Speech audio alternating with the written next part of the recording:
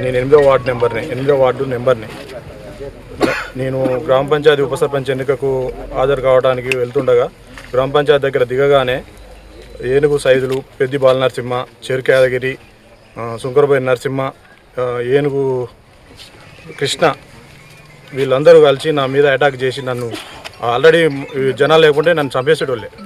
అంత కసితోటి నా మీద పడ్డారు. ఇదేదో మరి ఇప్పుడు ఆ సుంకరబోయిన నరసింహ ఏదో నేనేదో బుద్ధిమంతుడని నా ఇప్పుడు ఇలాక చెప్తుంది, కానీ ఇది ఎంత దుర్మార్గం ఏంటి చెప్పు. నేను స్వతంత్ర అభ్యర్థిని, మరి ఏంది దుర్మార్గం? నన్ను ఏదో బలవంతంగా తీసుకోబోతున్నారు, అది తీసుకోబోతున్నారు, అదంతా తప్పు. నేను ఇష్టపూర్తిగానే వచ్చి ఓటేస్తానికి వచ్చిన. ఉప సర్పంచ్ ఎన్నిక కోసం ఈరోజు అందరూ మా వార్డు మెంబర్లు అందరూ కాంగ్రెస్ పార్టీ వార్డు మెంబర్లు ఎన్నికకు పోతుంటే కొందరు వ్యక్తులు వాళ్ళని మా వార్డు మెంబర్లపై దౌర్జన్యం చేసి వారు విచక్షణ రహితంగా వాళ్ళు కొట్టడం జరిగింది. మా ఉప సర్పంచి అభ్యర్థి ఆయన పోతుంటే కౌంటింగ్ హాల్కు పోతుంటే అందులో వాళ్ళని గుంజి ఆయన్ని కొట్టి వాళ్ళ దుష్టశక్తులందరూ కట్టి ఆయన కొట్టడం జరిగింది. అందులో మా మహిళా వార్డు సభ్యుల మీద కూడా వాళ్ళు విచక్షణ రహితంగా కొట్టి వాళ్ళని కూడా నెట్టేయడం కొట్టడం జరిగింది. వాళ్లకు మరి ఇప్పుడు ఈ ఉప సర్పంచ్ ఎన్నికకు మన ఎమ్మెల్యే గారికి ఏమైనా సంబంధం ఉందా? ఎంత ఉప సర్పంచ్ అనేది ఊళ్ళో గ్రామాలలో గ్రామ ప్రజలు వార్డు మెంబర్లు చూసుకునేది. అది ఇది ఒక ఎంపీపీ కాదు, ఒక జడ్పీ చైర్మన్ కాదు, ఏది కాదు. ఒక ఉప సర్పంచ్ ఎన్నిక కోసం వాళ్ళు జీర్ణించుకోలేక వీళ్ళు ఉప సర్పంచ్ అవుతున్న జీర్ణించుకోలేక వీళ్ళ మీద దౌర్జన్యంగా వాళ్ళు కొట్టి ఆడోళ్ళని చూడకుండా కూడా వాళ్ళ మీద దౌర్జన్యం చేసారు.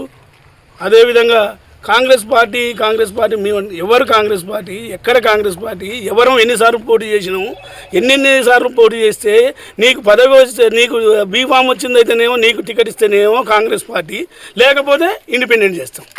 ఎన్నిసార్లు చేసిర్రో ఎవరికి కటగూరు జనానికి తెలుసు, కటగూరు మండలానికి తెలుసు, కటగూరు గ్రామ ప్రజలకు తెలుసు. ఎన్నిసార్లు మీరు ఇండిపెండెంట్గా చేసారో కాంగ్రెస్ పార్టీ మీద. కాంగ్రెస్ పార్టీ కొత్త పాత అనేది ఇక్కడిది. కొత్త పాత ఎలక్షన్లు అయిపోయినాయి, వచ్చినాం గెలిచినాం, అందరు కలిసినాం. 2 సంవత్సరాలు అవుతుంది. 2 సంవత్సరాలకు ఇంకా కొత్త పాత అనేది ఉంటుందా? ఇప్పుడు అందరం కలిసి చేసినాం. మంత్రి గారు ఉన్నారు, మంత్రి గారు కాడికి పోయి వీళ్ళు వేరు వాళ్ళు వేరు అని ఒకసారి చెప్పమనండి. కాంగ్రెస్ అధిష్టానం కాడిపోతుంది. అధిష్టానం ఎవరు? ఎక్కడ అధిష్టానం? నువ్వు ఏ పార్టీతో పొత్తులో ఉన్నావు? నువ్వు బీజేపీ ఎవరు? టీఆర్ఎస్ ఎవరు? నీ మద్దతుదారులు ఎవరు? చెప్పవైతే ఒకసారి నీ మద్దతుదారుల గురించి చెప్పండి. నువ్వు అంటే ఎమ్మెల్యే గారు కొత్త కాంగ్రెస్ పాత కాంగ్రెస్ ఎక్కడదండి? కొత్త కాంగ్రెస్ పాత అంతా కాంగ్రెస్ పార్టీ పౌరులు. మనం అందరం కూడా కాంగ్రెస్ పార్టీకి సంబంధించిన వ్యక్తులమే. మనదంతా కాంగ్రెస్ పార్టీ కుటుంబం. మీకు టికెట్ వస్తేనేమో బయటోడు, టికెట్ రాకపోతే పాతోళ్ళు కొత్తోళ్ళు. మీకు కాంగ్రెస్ పార్టీని మీరు. నేను 12వ వార్డు మెంబర్గా ఎంపికైనా ఈరోజు ఉప సర్పంచ్ ఎన్నిక కోసం గ్రామ పంచాయతీకి వస్తుండగా అక్కడ కారాపిన గుండు రాంబాబు అనే వ్యక్తిపై సుంకరబోయిన నరసింహ, పెద్ది బాలనర్సి, చెరుకు యాదగిరి, ఏకుల సైదులు. పెద్ది బాలనర్సి వచ్చి గుండు రాంబాబు అనే వ్యక్తిని గల్ల పట్టుకొని ఫస్ట్ గుంజిండు. తర్వాత సుంకరబోయిన నరసింహ వచ్చి తన్నాడు. తర్వాతకి ఏకుల సైదులు కూడా కొట్టిండు. నేను ఎట్లనైనా ఈరోజు చంపుతాం, నువ్వు ఇట్లా చేస్తావు, లంజా కొడక బాడకవు అని వాళ్ళకి నోటికొచ్చిన మాటలు బూతులు తనని తిడుతూ చేసిర్రు. మేము కూడా అడ్డం పోయిన తర్వాత మమ్మల్ని గుంజి పక్కకేసిర్రు. అంతలోనే పోలీసు వాళ్ళు వచ్చి మమ్మల్ని బందోబస్తు లోపల తీసుకుపోయిన తర్వాత వాళ్ళ వార్డు మెంబర్లు కూడా మాపై దాడి చేసిర్రు. కుర్చీలు తీసుకొని మా పైకి వచ్చిర్రు. ఏనుగు సైదులు అనే వ్యక్తి నన్ను గుంజి పక్కకు నెట్టేసిన తర్వాతగా ఆమె ఏకుల సుజాత, ఇంకో సంధ్య, వీళ్ళు ఎట్లా పడితే అట్లా మాటలు అనడం, మమ్మల్ని నువ్వేందే రావడం అని నన్ను తిట్టడం. గుండు రాంబాబు అనే వ్యక్తిని సిగ్గు లేదురా లజ్జ లేదురా అని ఎట్లా నోటుకొచ్చిన మాటలు అనడం చేసిర్రు. కాబట్టి ఈరోజు మాకు కూడా న్యాయం జరగాలి. ఇదే రౌడీయిజం మళ్ళీ కొనసాగుతుందేమని మేము మీడియా ముందుకు వచ్చినాం. మా ఎమ్మెల్యే గారిని గౌరవించకుండా అగౌరవపరుస్తున్నావు బిడ్డ. మేము ఒక ఎస్సీ కమ్యూనిటీ అయ్యుండి కూడా ఏ ఒక్కరిని కూడా అవమానపరచలే, ఏ ఒక్కరిని కూడా కించపరచలే. ప్రతి ఒక్కరిని గౌరవంగా మర్యాదగా పిలుచుకొని హక్కును చేర్చుకునేటువంటి బిడ్డలం.